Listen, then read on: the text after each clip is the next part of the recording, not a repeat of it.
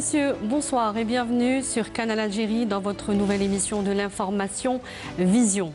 L'Algérie est donc résolument décidée à revenir sur la scène internationale et africaine, en particulier dès son discours d'investiture et jusqu'à cette semaine, lors du sommet de l'Union africaine d'Addis Abeba, le président de la République a martelé cette volonté de faire tourner la diplomatie algérienne à plein régime pour jouer pleinement son rôle en Afrique et dans le monde. Après des années de retrait, Alger veut donc reconquérir sa place de puissance régionale, et ce dans le triptyque du respect de la souveraineté, de l'intégrité des États, la non-ingérence et le soutien aux causes justes.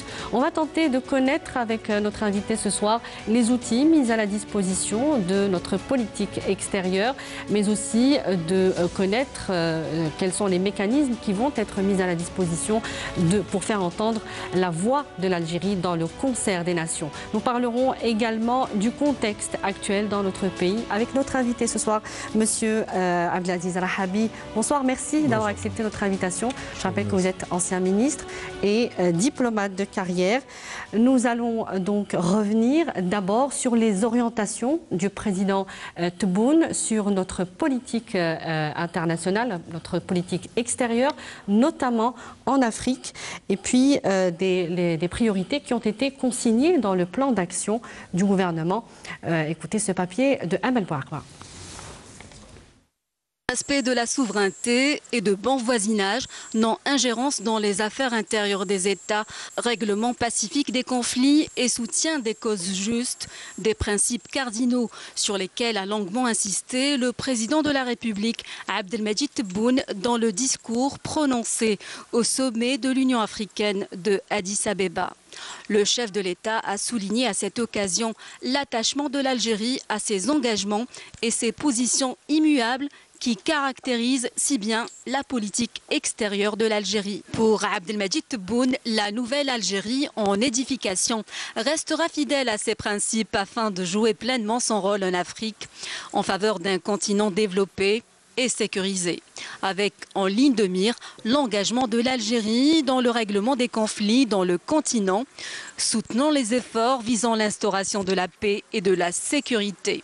Il faut dire que la diplomatie algérienne s'est de tout temps distinguée par ses positions privilégiant la voie du dialogue inclusif, des solutions pacifiques et de la réconciliation nationale. Pour le président de la République, l'expérience algérienne dans ce domaine est édifiante à plus d'un titre. En effet, en termes de règlement de crise dans le continent, l'Algérie n'a eu de cesse d'apporter sa contribution multiforme aux efforts en vue du rétablissement d'une stabilité durable en Afrique, en particulier au Sahel, que ce soit au niveau bilatéral ou par le biais de mécanismes. Il s'agit notamment du comité d'état-major opérationnel conjoint ou l'unité de fusion et de liaison, ou encore à travers le Centre africain d'études et de recherche sur le terrorisme. La position de l'Algérie à l'égard de ce qui se passe en Libye n'est pas en reste. Dans ce sillage, l'Algérie plaide pour l'arrêt de toutes les ingérences dans ce pays frère, appuyant les efforts continus pour mettre fin aux hostilités et réunir les conditions du dialogue entre les frères libyens, seul moyen de parvenir à une issue à la crise et éviter à ce pays africain d'être le théâtre des rivalités entre États. L'Algérie reste également fortement attachée au caractère immuable de la position africaine en faveur de la juste cause sahraoui et du parachèvement du processus de décolonisation en Afrique. C'est donc un retour remarqué que fait l'Algérie sur la scène africaine, mais aussi internationale.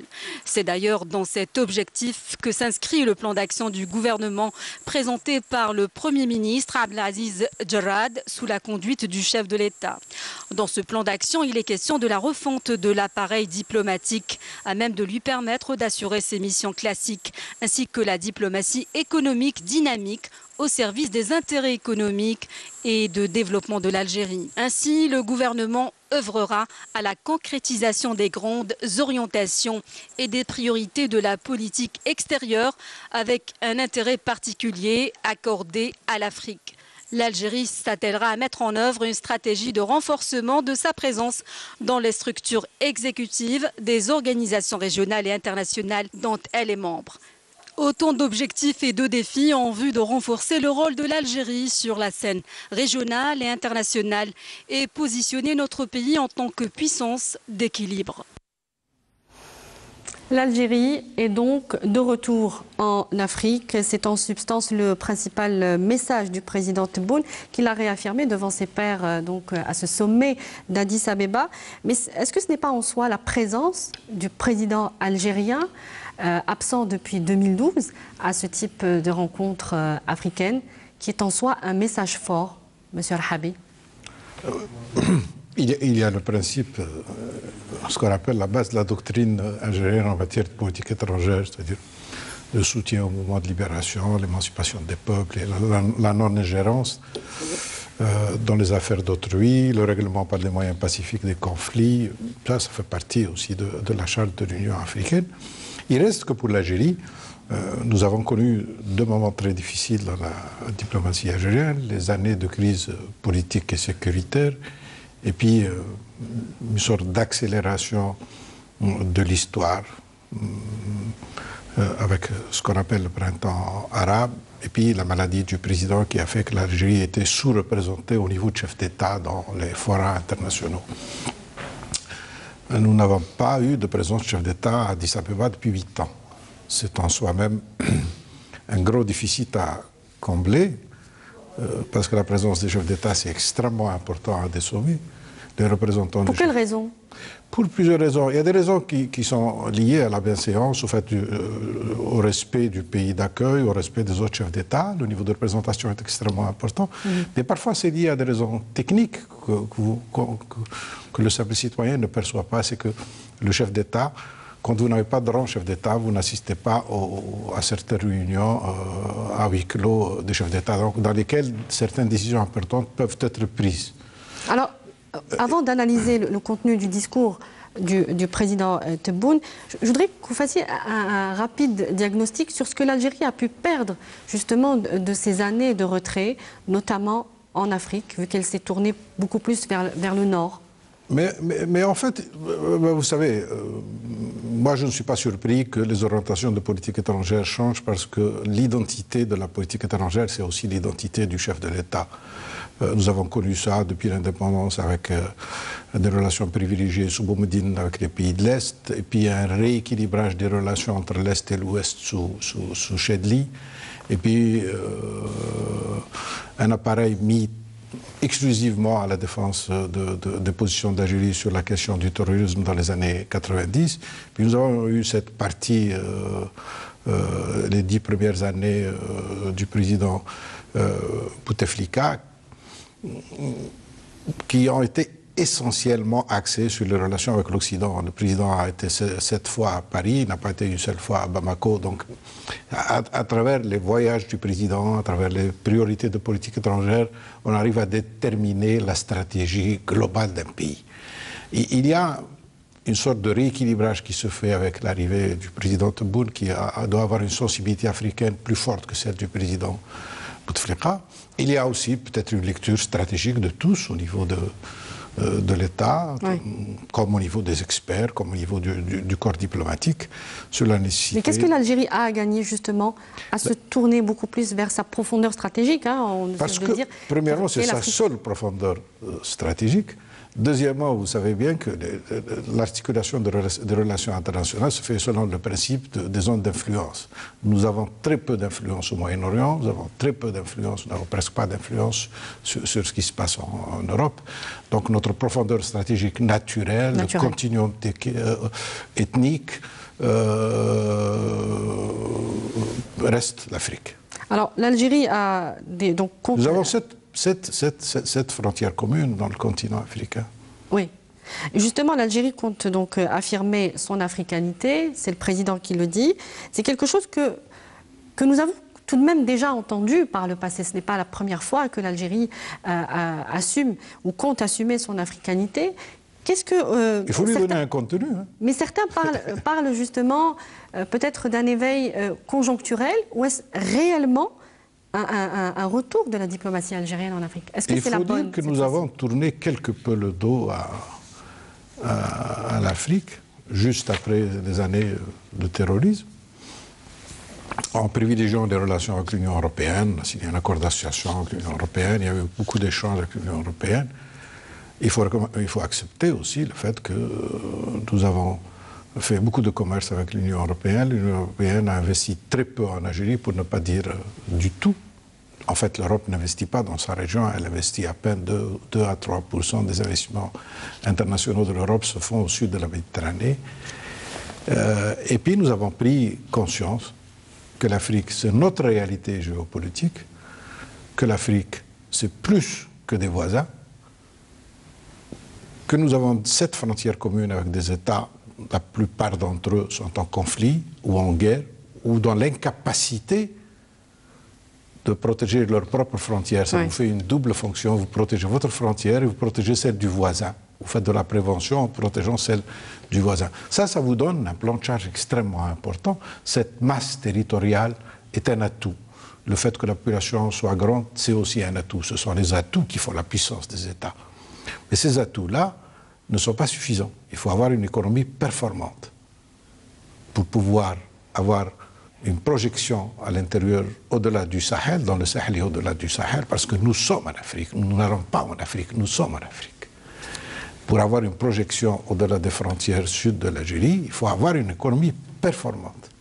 Il faut avoir de la présence. Vous devez avoir aussi de la présence d'étudiants africains ici, que la présence de médecins algériens dans la bande du Sahel, de centres culturels, de représentation commerciale. C'est ça la présence. La présence, c'est une réalité, c'est quelque chose de palpable. Votre partenaire, votre voisin doit vous sentir que vous vous intéressez à lui, que vous vous impliquez, que vous investissez, créer un tissu d'intérêt, développer les échanges. Cela est possible.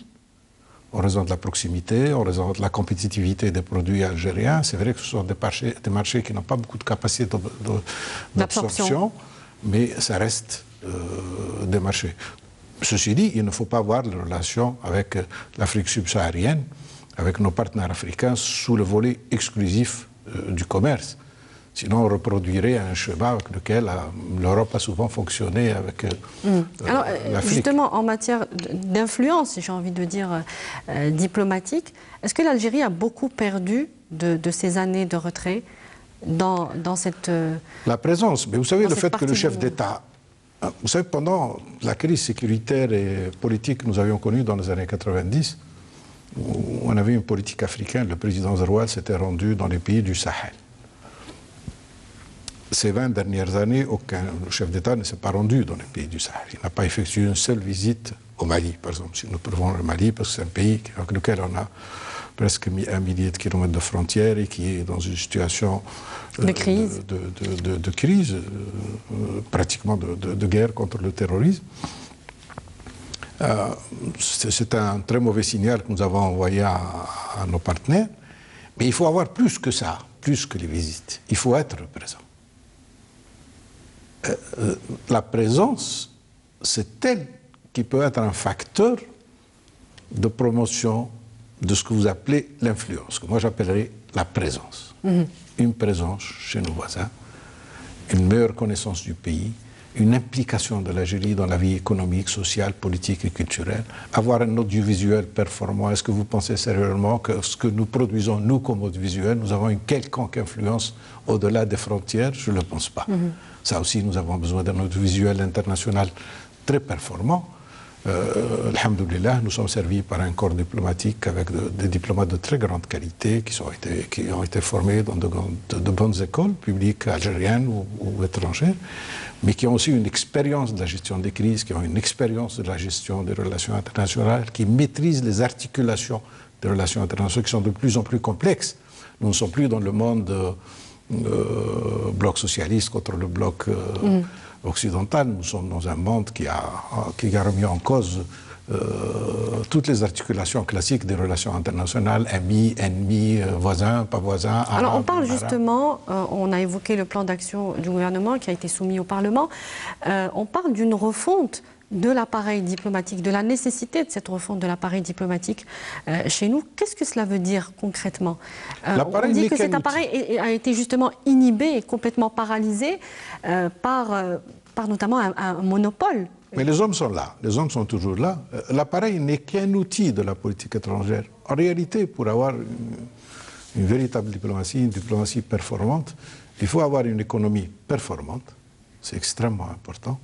Il faut avoir un système de défense très performant.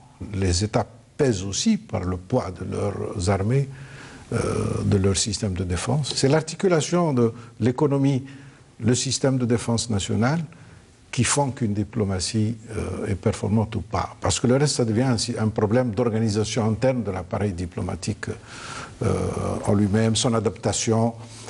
Nous avons dans tout le pays besoin d'un sérieux besoin d'adaptation aux nouvelles réalités internationales. Pas seulement dans la diplomatie. Nous sommes déphasés, c'est ce que vous voulez dire? Nous avons un Monsieur lien Habib très faible avec le temps réel. Nous sommes très peu mondialisés.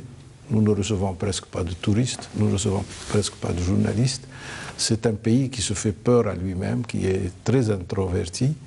Et nous avons véritablement, alors que nous avons beaucoup d'atouts, nous avons une histoire millénaire, nous avons un pays très riche, nous avons... nous manquons... Vous savez, en diplomatie, comme partout ailleurs, je suppose, le pays se nourrit de son image. Et nous avons en réalité un sérieux problème d'image. Ce n'est la responsabilité de tout le monde, de personne, mais c'est la responsabilité de tout le monde aussi. Nous avons besoin de développer, de donner une autre image de l'Algérie. Alors, l'Algérie a une image aujourd'hui, elle est peut-être mieux perçue qu'avant. Certains la connaissent ou la découvrent, ou la redécouvrent. Le Hirak aussi. À travers le Hirak. Le Hirak a rendu un très grand service à l'Algérie. Il a donné l'image d'un pays en accord, ou en relation avec le temps réel, d'un pays pacifique qui s'organise, d'un pays qui a des revendications pacifiques et politiques essentiellement, d'un peuple qui sait ce qu'il veut. Et ça se fait de manière très très pacifique. Donc on peut capitaliser cette image justement aujourd'hui dans la oui, c'est ça, un pays se nourrit de son image. Cette image-là de Hirak donne une autre image de l'Algérie, une autre image que les gens avaient, soit une image négative du pays, soit pas du tout d'image, parce qu'il n'est pas dans la production audiovisuelle, il n'est pas dans la production littéraire, il n'est pas dans une puissance commerciale qui serait connue pour la qualité de ses produits. Oui. Et donc aujourd'hui, le Hirak démontre véritablement la nature réelle des Algériens, leur capacité à aller vers l'essentiel, leur capacité à s'organiser, leur capacité à se mobiliser de manière pacifique et avoir des revendications politiques et pacifiques. Alors on parle des priorités, des priorités de l'État aujourd'hui. Il y a bien sûr cette nécessité de revenir sur la scène internationale, mais nous avons souvent justifié l'absence de l'Algérie ou son retrait de certains dossiers internationaux par le fait qu'elle était occupée avec ses affaires, ses propres affaires internes, mais nous sommes toujours au balbutiement, j'ai envie de dire, de l'édification de ce qu'on appelle l'Algérie nouvelle. Est-ce que nous sommes prêts à aller d'ores et déjà sur tous les fronts internationaux, internes? Je pense que il faut tenir compte aussi du fait que si nous réussissons notre expérience interne de transition démocratique, je sais que c'est un mot qui ne plaît pas beaucoup en Algérie. La transition démocratique, c'est tout simplement le passage d'un système non démocratique à un système démocratique. Ça ne porte aucune connotation péjorative ou idéologique. Si nous réussissons notre expérience de transition démocratique,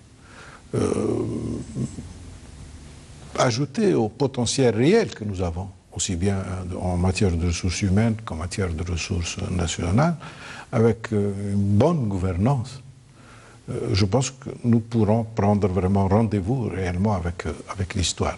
Nous avons des problèmes de gouvernance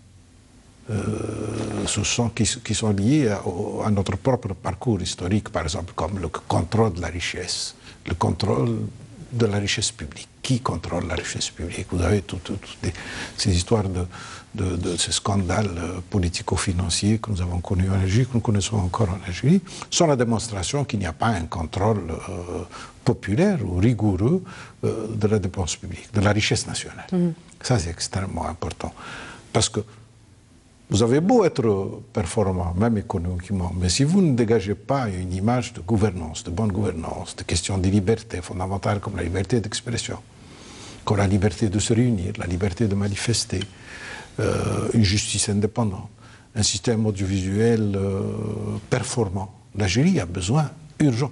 Aucune expérience démocratique n'a réussi dans le monde sans être accompagnée par un système national d'information performant. Alors, avant, vous anticipez un petit peu sur mes questions, parce que nous allons revenir sur le contexte actuel dans notre pays, mais on va un petit peu rester d'abord sur les dossiers internationaux, puisque il s'agit là des priorités du président de la République. Il a énoncé donc dans son discours d'investiture et puis il a rappelé dans ce discours d'Addis Abeba. Aujourd'hui, comment revenir sur des dossiers lourds comme dans le Sahel où nous avons aussi cédé du terrain, le Maghreb aussi, la Libye aujourd'hui, l'Algérie, j'ai envie de dire, prend le taureau un petit peu par les cornes et s'investit directement. Elle assume pleinement, volontiers son rôle de puissance régionale, ce qu'elle ne faisait pas forcément concrètement avant. Comment vous voyez ce retour concrètement de l'Algérie et avec quels atouts aujourd'hui? Elle a des atouts qui sont naturels, c'est sa position géographique. Elle a des atouts aussi qui sont liés à sa propre expérience. Je vais vous citer un exemple, on ne le dit pas suffisamment. Quand nous avions vécu les années de crise politique et sécuritaire dans les années 90, on avait beaucoup de peine à convaincre l'Occident, essentiellement, de la pertinence des thèses, de nos thèses, qui consistaient à dire que le terrorisme n'est pas né du fait de l'islam. L'islam n'est pas responsable de l'usage qui en est fait. Le terrorisme n'est pas un phénomène algérien. L'Algérie est victime du terrorisme. Elle n'est pas génératrice de terrorisme. Le terrorisme est un phénomène transnational. La preuve, il est venu d'Afghanistan pour passer au Moyen-Orient, pour enfin terminer chez nous. Le terrorisme s'implante là où il y a des précarités, des fragilités comme le chômage, la pauvreté, la corruption. Les États sont faibles. Ce sont des thèses qui n'étaient pas acceptées dans les années 90, qui sont devenues les thèses des Nations Unies et les thèses des grandes puissances. Le temps nous a donné raison, c'est ce que vous voulez dire? Le temps nous a donné raison, mais pendant tout ce temps-là, on était seuls. Marginalisés. Seuls. Le temps nous a donné raison. Et nous savons maintenant aussi que nous ne devons pas servir de sas de l'Europe. Notre vocation, ce n'est pas protéger l'Europe du terrorisme, ou bien protéger l'Europe de l'immigration clandestine. L'immigration clandestine. Parce que l'origine de l'immigration clandestine, c'est encore le chômage, c'est la précarité, c'est la corruption, c'est la fragilité, c'est la pauvreté de ces États du Sahel.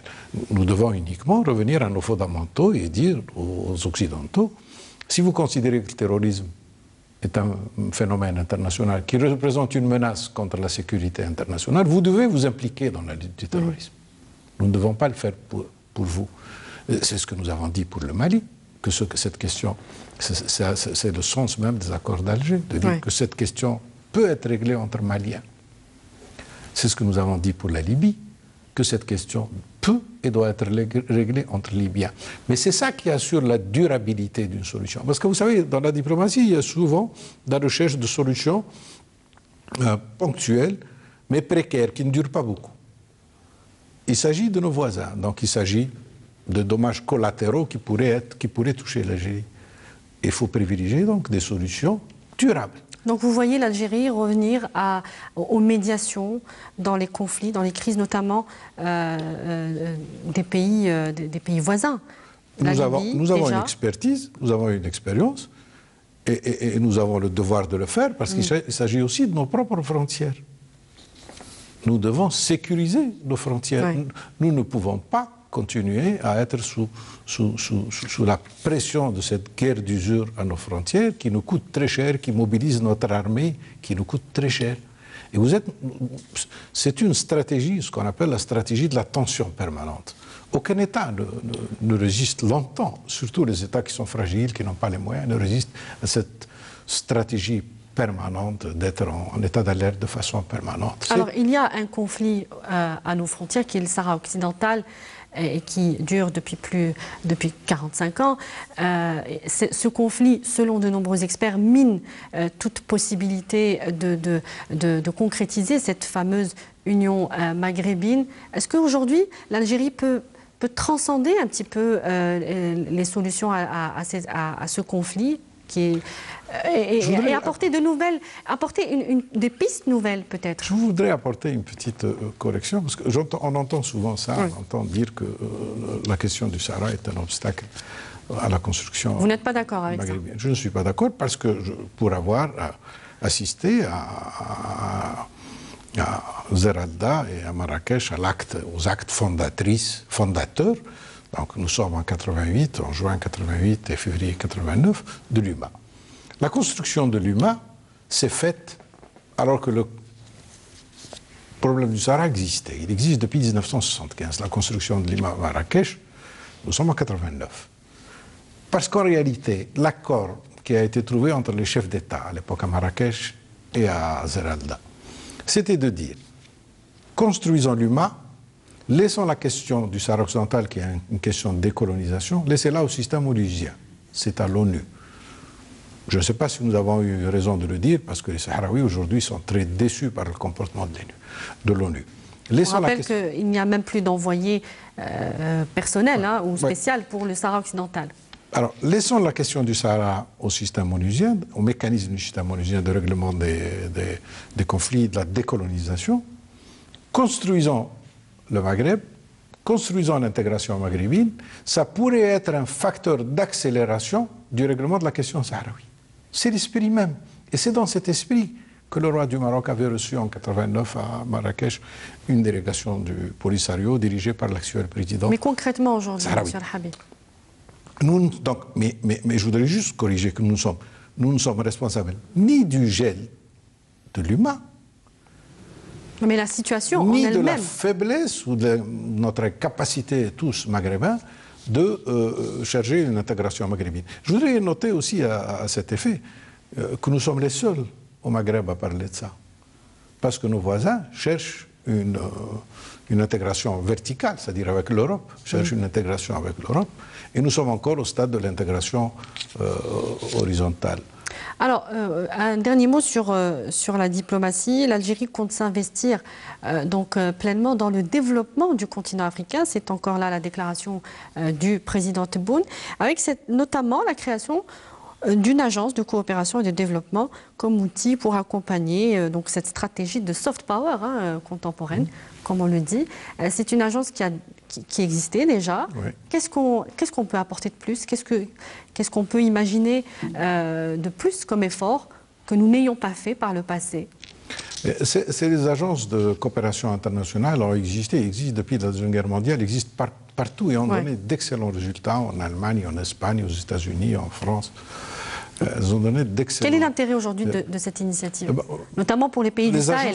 À mon sens, c'est extrêmement important parce que vous enlevez à l'administration. Vous ne pouvez rien faire avec l'administration et la bureaucratie sur le plan interne. Alors comment pouvez-vous envisager de faire des choses importantes sur le plan international? Une agence, c'est une autonomie. C'est inscrit dans une stratégie, une agence qui organise par exemple l'assistance algérienne, l'expertise algérienne dans les travaux publics ou dans la médecine ou dans l'éducation ou dans l'agriculture. C'est la présence palpable dont vous avez parlé? Bien sûr, c'est la présence d'étudiants ici, c'est la présence d'enseignants à l'étranger, c'est l'accompagnement de certains projets en Afrique subsaharienne. Au sud de l'Algérie, cette agence existait. Elle est gelée depuis 1999 pour des raisons que j'ignore, mais c'est un outil extrêmement important dans la politique extérieure. Très bien. Nous avons parlé de l'image de l'Algérie à travers notamment le Hirak. Le monde nous suit de près aujourd'hui dans l'édification de l'Algérie nouvelle. Vous faites partie, M. Al-Habib, des personnalités politiques qui avaient été reçues par le président Tebboune pour des consultations. Vous avez parlé de quoi avec le président de la République? Le président m'a parlé... on a pratiquement eu l'appréciation sur la situation, le diagnostic que nous faisons, nous les Algériens, sur la réalité nationale et sur la situation actuelle est unanime. Président, opposition, société civile, presse, tout le monde, Hirak, nous faisons tous la même appréciation de la situation dans laquelle nous vivons, de la crise, de l'impasse politique. Nous différons parfois sur les priorités et sur le rythme. La crise est tellement profonde que nous sommes exigeants en termes d'agenda et de rythme. Oui. Et probablement, nous nous différons avec le gouvernement sur la question du rythme. Le président de la République m'a fait part de sa volonté d'accélérer les réformes politiques, d'organiser la transition démocratique, de faire de son mandat un mandat de transition démocratique. J'ai fait pour ma part au président de mon inquiétude concernant l'absence de confiance du citoyen dans son système politique. Je ne dis pas dans l'État, je fais la différence entre l'État et le système politique. Dans son système politique. Par expérience, l'Algérien ne fait pas confiance à son système politique. Je demande également au président d'user de son poids pour que les détenus politiques, détenus d'opinion du Hirak soient libérés. Vous savez, vous pensez que l'État n'a pas suffisamment donné de garanties ou consenti des mesures d'apaisement pour rétablir cette confiance? Je vous remercie d'avoir posé cette question parce que je vais essayer d'être logique avec moi-même. Nous avons demandé à Aïn el-Benni en 2019, comme nous avons demandé à Mazafran en 2016, au cours des réunions de l'opposition, dans son ensemble, demander au gouvernement des mesures d'apaisement et des mesures de confiance. Et comment rétablir la confiance entre l'État et les forces politiques, rétablir la confiance entre l'État et les citoyens, c'est une demande de l'opposition. Le dialogue est une demande de l'opposition. Oui. Il est devenu une demande de la présidence de la République depuis décembre uniquement. Mais ça a été jusque-là une demande de l'opposition. C'est l'opposition qui a demandé au gouvernement d'organiser une transition démocratique progressive, paisible, et d'arriver à un consensus national autour, par exemple, de l'organisation des élections, autour de l'organisation de l'État, autour de la réforme de la justice, parce que ça, c'est fondamental. Et j'ai dit au président de la République, je dis, Monsieur le Président, nous ne pouvons pas continuer à nous accommoder de notre système national d'information actuel. Et ça, c'est... Vous voulez dire quoi Parce que je suis fermement convaincu que la liberté d'expression est extrêmement importante et que sans la liberté d'expression et que sans une justice indépendante, il est pratiquement inconcevable d'organiser une quelconque réforme politique. Ce sont les deux piliers des réformes politiques. Et le président a été attentif. Et ce n'est pas ma demande personnelle, c'est la demande de l'opposition depuis longtemps. C'est la demande, je suppose, de tous les Algériens. C'est la demande de millions d'Algériens qui sont sortis uniquement pour demander plus de justice, plus de transparence. Ce type de consultation, justement, autour de la révision de la Constitution, notamment en 2016, on s'en souvient, oui. Les Algériens les ont déjà vus. Qu'est-ce qui a changé aujourd'hui? On connaît le contexte politique du pays, c'est ça qui a changé évidemment, mais qu'est-ce qui va changer sur le papier? Est-ce que nous aurons un texte constitutionnel, une loi fondamentale qui va justement apporter toutes ces notamment en tout cas, comment dire, englober toutes les revendications du peuple? Est-ce qu'on va retrouver tout cela dans ce texte? Beaucoup de choses ont changé, beaucoup de choses ont changé. Je pense que la rupture réelle, la rupture sociétale, c'est le 22 février. Ouais. Nous tirons la force de nos arguments des revendications du Hirak. C'est extrêmement important, parce que ce sont des revendications... Vous pensez que nous sommes prêts? Ce sont des revendications éminemment politiques. Oui. Politiques. Ce ne sont pas des revendications socio-professionnelles. Et ce ne sont pas des revendications à caractère idéologique. Et ça, c'est extrêmement important. Oui. La Constitution, nous avons eu beaucoup de constitutions. Le président Bouteflika a révisé une constitution qui limitait les mandats en 2009. Donc, je suis sûr que nous ne sommes plus dans la même situation que 2009, depuis le 22 février. Mais nous avons surtout besoin de volonté politique aucune réforme ne se fait sans volonté politique. Aucune réforme ne réussit sans consensus national. Et vous, M. Rahabi, est-ce que vous la sentez aujourd'hui, cette volonté politique? Moi, je me suis... En tant qu'observateur, notamment. J'essaie de donner un sens à mon combat politique. C'est de dire, le consensus est possible. Mais le consensus n'est pas possible sans le dialogue. Le dialogue est aussi possible quand les mesures de confiance et d'apaisement sont mises en place. Oui. Le dialogue est aussi possible contre l'opposition, contre la société, sans qu'il y ait une véritable volonté de changement. Vous dites que les concessions doivent se faire aussi du côté de l'opposition, d'ailleurs. Moi, la Constitution... la Constitution... Pas uniquement sur la Constitution. La Constitution dépend aussi de la volonté politique. Une Constitution est un document, c'est vrai, il est fondamental dans l'organisation des principes fondamentaux de la Constitution elle-même. Aujourd'hui, le monde a beaucoup avancé, on parle de plus en plus d'équilibre de pouvoir, de moins en moins de séparation du pouvoir. Oui. Et c'est la volonté politique qui est déterminante. Vous pouvez avoir la meilleure Constitution du monde, s'il n'y a pas une volonté d'appliquer cette Constitution, la Constitution restera lettre morte. Oui. Je pense, si nous associons une volonté politique à un consensus national, nous avons un sérieux déficit en matière de formation de consensus national. Nous avons, Dieu merci, un consensus national historique autour des questions de défense nationale et de politique étrangère. Mais nous n'avons pas réussi à le créer en matière de politique intérieure. Et il est possible, par le dialogue, par la concertation, par des concessions réciproques, le pouvoir doit faire des concessions, l'opposition fera également. C'est extrêmement important le consensus. Alors, nous sommes à la veille de la célébration de l'anniversaire du début de la contestation du 22 février, le début du Hirak. C'est plus qu'une contestation, oui. C'est une véritable révolution populaire. Citoyenne. Le Hirak, on va le résumer au Hirak. Est-ce qu'on peut imaginer, après avoir dépassé toutes ces étapes de la révision de la Constitution, certainement des élections, une reconfiguration plus tard de la scène ou du champ politique chez nous, et qui sera in fine plus représentative, notamment de la jeunesse qu'on voit aujourd'hui faire toutes ces revendications à l'État notamment? Bien sûr, de toutes les façons, l'Algérie de demain se fera avec les jeunes et se fera comme la voudront les jeunes. C'est ce modèle de société qui est très clair au sein de la jeunesse. Les jeunes savent ce qu'ils veulent. Ils ont une idée de l'Algérie qu'ils veulent.